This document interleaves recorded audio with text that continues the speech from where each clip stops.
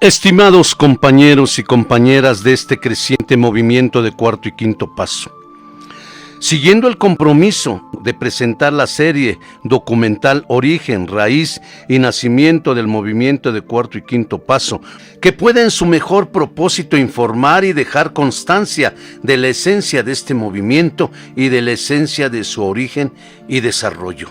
Y siguiendo con el bloque de AA, capítulo 1, los primeros y pioneros de Alcohólicos Anónimos. En esta cápsula presentaremos hechos, opiniones importantes y vitales que apoyan al origen del movimiento social de recuperación para el alcoholismo, conocido como Alcohólicos Anónimos. Continuemos. Bloque Alcohólicos Anónimos, capítulo 1. La construcción de Alcohólicos Anónimos hasta el Premio Lázquez. Cápsula, los primeros y pioneros de Alcohólicos Anónimos. En las cápsulas anteriores hablamos de los grupos Oxford y Washingtonianos, sus aciertos y desaciertos. Hablamos de las opiniones de los amigos científicos y profesionales de diferentes áreas que opinan y escriben del naciente movimiento de los años 30 conocidos como Alcohólicos Anónimos. Alcohólicos Anónimos toma como concepto de los grupos washingtonianos y Oxford en un sentido espiritual y no religioso, y ocupándose únicamente de los individuos que presentarán problemas con su manera de beber, así como también toma conceptos y pautas de la medicina y de la psiquiatría. Históricamente, reconocemos que Alcohólicos Anónimos empieza en Akron, Ohio, Estados Unidos, a mediados de los años 30, el 10 de junio de 1935. El cofundador Bill W. menciona que Alcohólicos Anónimos no es un invento de la nada y que sus bases son 1. Los aciertos psicoterapeutas que le dan la medicina y la psiquiatría. 2. La religión en sus principios de espiritualidad. Y 3. La experiencia vivida de los propios alcohólicos de cómo enfrentar y resolver tan terrible problema a través de la práctica de un programa de recuperación. Al inicio usando los 6 principios básicos y después los 12 pasos de recuperación de Alcohólicos Anónimos. Paralelamente, a mediados del siglo XIX, algunos sectores de la medicina sostienen que el alcoholismo es una enfermedad y no una debilidad de carácter, maldición o algún otro mito. Representantes de estos sectores tenemos, por ejemplo, al Dr. Lambert y al Dr. Silver, quienes reflexionan sobre el origen nervioso del problema, reconociendo entonces una obsesión de la mente y una alergia del cuerpo.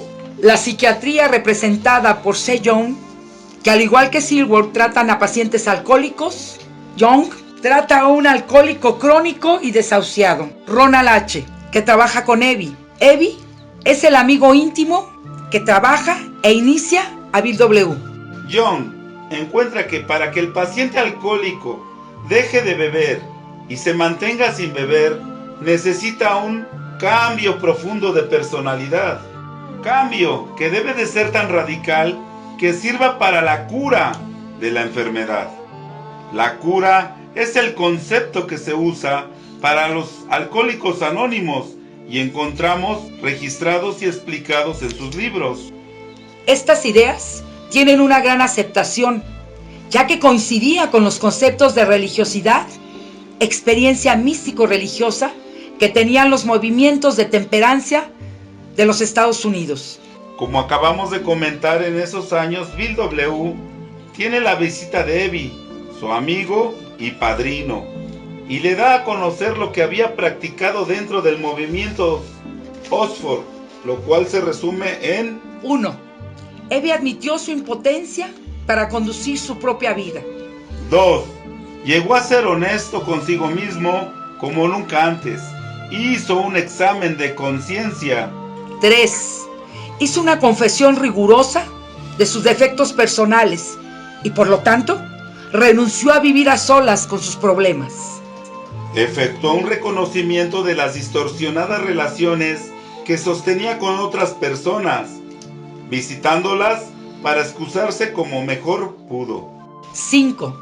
resolvió dedicarse a ayudar a otros necesitados sin exigir por ello prestigio personal ni lucro alguno. Por medio de la meditación, invocó la ayuda de Dios como guía de su vida y como ayuda para practicar estos principios de conducta en todo momento. Antes de continuar, es importante aclarar el concepto de los padrinos. Padrino es el nombre que se le asigna al miembro de AA con experiencia de trascendencia en el programa y práctica personal del programa. Experiencia y trascendencia que le permite guiar o conducir a un prospecto o recién llegado, también llamado ahijado, a la práctica de los principios de Alcohólicos Anónimos.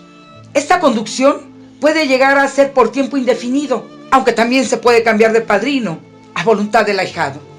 En ese sentido, hagamos una breve revisión del encuentro de Bill W. y el Dr. Bob. A 20 años del inicio de la agrupación, en el libro de Alcohólicos Anónimos, llega a la mayoría de edad. Bill W., a la luz de sus años de experiencia, relata así. En el primer día que ve al Dr. Bob, Bill se había ido con prudencia respecto a la deslumbrante experiencia religiosa. Primero, le habló acerca de su propio caso hasta que Bob obtuvo una buena identificación. Luego, tal y como el Dr. William D. Silworth le había precisado, le volcó los aspectos físicos de la enfermedad. Veredicto: una destrucción inevitable. Sintiendo Bill que produjo en el Dr. Bob un desinfle del ego, tal que lo lanzó dentro de una nueva vida. Al describir su plática como algo completamente mutuo, Bill dijo: yo había dejado de predicar, sabía que necesitaba a este alcohólico, tanto como él me necesita a mí, y eso fue todo. Este mutuo dar y tomar está hoy en el corazón mismo de todo trabajo del 12º paso de Alcohólicos Anónimos. En Alcohólicos Anónimos, publicado casi exactamente 4 años después de su primer encuentro, el Dr. Bob hizo notar que Bill era un hombre, que había sido curado por el mismo medio que había estado intentando emplear, o sea, el enfoque espiritual. Reconoce que Bill W. le dio información sobre el asunto del alcoholismo, que indudablemente le fue útil, que fue el primer ser humano con quien había hablado y que sabía lo que estaba diciendo en lo que se refiere al alcoholismo, sacado de la experiencia real. En otras palabras, hablaba su mismo lenguaje, sabía todas las respuestas y por cierto que no era porque las hubiera aprendido en sus lecturas. Sea lo que fuere, lo que Bill dijo, lo que platicaron en el curso de unas 5 horas de conversación, Bob dejó de beber inmediatamente. Bob decía que aunque le fue útil lo que Bill le dijo, él ya había oído antes la mayor parte, pero lo importante para él fue el hecho de que se lo estaba diciendo otro alcohólico.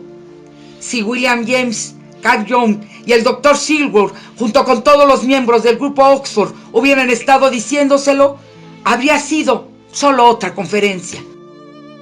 Sue, hija de Bob, recordó que cuando regresaron de la reunión con Bill, su padre parecía más tranquilo de lo que había estado antes, y aunque todavía no se encontraba en buena forma, en conjunto parecía estar mejor. Estaba muy entusiasmado respecto a esa plática contigo, le dijo a Bill, que Bob parecía haber estado más a gusto con Bill, porque ambos tenían la misma enfermedad. Se dio cuenta que no era él solo. Hablando Bob con Sue, reconoció que los del grupo Oxford no tenían el mismo tipo de problema. Entonces, tal como lo dijo Bill, la chispa se había encendido. Estaba terminando mayo, y aunque Bill y el Dr. Bob pueden haberse dado cuenta de que algo muy especial había sucedido entre ellos, no hay la evidencia de que tuvieran alguna idea de su plena significación. Es decir, ninguno de ellos dijo algo así como: bueno, somos los cofundadores de Alcohólicos Anónimos y mejor comencemos a escribir los 12 pasos. El Dr. Bob platicó otro punto de identificación, la asociación de ambos con el grupo Oxford. Bill en Nueva York durante 5 meses y el Dr. Bob en Akron durante 2 años y medio. Pero había una diferencia importante. Bill había adquirido su idea del servicio. Yo no.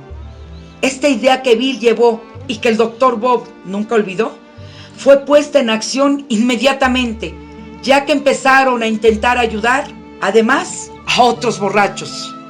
En una carta a Lois, esposa de Bill W., Bill le resaltó que le estaba escribiendo desde el consultorio de uno de sus nuevos amigos, el doctor Smith, quien tiene mi mismo problema. Decía que juntos estaban trabajando para cambiar al que una vez había sido un prominente cirujano y que se había vuelto un borracho espantoso y perdido. Es concebible que este pueda haber sido el individuo que Betty B. recordó, el doctor que introducía pacientes a la sala de operaciones a mitad de la noche. La carta de Bill está fechada en mayo de 1935 y así demuestra que ellos habían comenzado a llevar juntos el mensaje a más tardar dentro de las 2 semanas siguientes a su primer encuentro. En esta carta y otras posteriores a Lois, aunque casuales, Bill hacía frecuentes menciones de los Smith, de que había estado ahí a comer y que había encontrado que el resto de la familia era tan excelente como él, que tenía que salir rápidamente a la casa del doctor Smith, vermontiano y alcohólico, para cenar. En una carta fechada en junio, Bill describió a Bob y Ann como gente 10 o 12 años mayores que nosotros.